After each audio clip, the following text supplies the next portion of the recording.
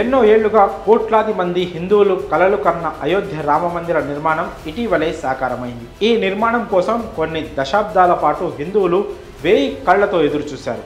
ఎంతో మంది ఈ నిర్మాణం కోసం పోరాటాలు చేసిన ఘనత మాత్రం ప్రధానికే దక్కుతుంది. అలానే తాజాగా మరో ఘనత మోదీ ఖాతాలో వేసుకున్నారు. ఇప్పటి వరకు ఏ ప్రధానికి దక్కని ఘనత తాజాగా నరేంద్ర మోడీకి దక్కింది. యుఏఈలో నిర్మించిన తొలి హిందూ దేవాలయాన్ని ప్రధాని మోదీ ప్రారంభించారు. బుధవారం అబుదాబి నగరం ఈ ఘనతకు వేదికైంది.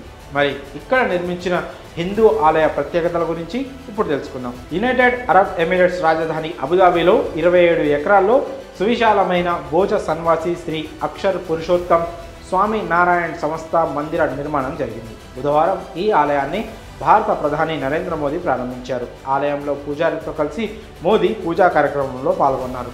హిందూ దేవతలకు హారతి ఇచ్చారు. ఆలయ ప్రారంభానికి విచ్చేసిన ప్రధాని మోదీని చూసేందుకు భారత పౌరులు పెద్ద ఎత్తున తరలి వచ్చారు. యుఏఈలోనే కాక మొత్తం మధ్య ప్రాచ్యంలోనే పూర్తి హిందూ సాంప్రదాయ రీతిల్లో నిర్మితమైన తొలి రాతి ఆలయంగా ఇది గుర్తింపు పొందింది.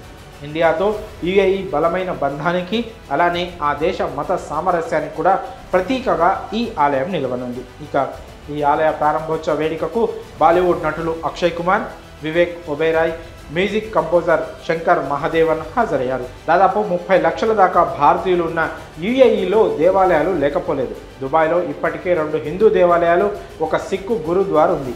అయితే ఇవి చూసేందుకు ఆలయాల్లో కాకుండా విల్లాల మాదిరిగా ఉంటాయి. యుఏఈ మొత్తంలో కూడా బాబ్స్ మందిరం పూర్తి హిందూ శైలిలో రూపొందించిన తొలి ఆలయంగా గుర్తింపు పొందింది.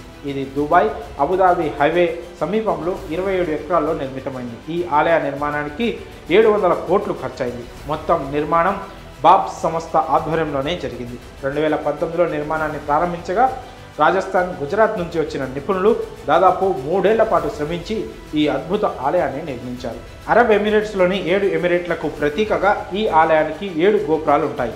రాజస్థాన్ నుంచి దిగుమతి చేసిన పాలరాయిని ఈ ఆలయ నిర్మాణంలో వినియోగించారు. 108 అడుగుల ఎత్తు, 262 అడుగుల పొడవు, 180 అడుగుల వెడల్పుతో మొత్తం 55,000 చదరపు మీటర్ల వైశాల్యంలో ఈ దేవాలయం రూపుదిద్దుకుంది.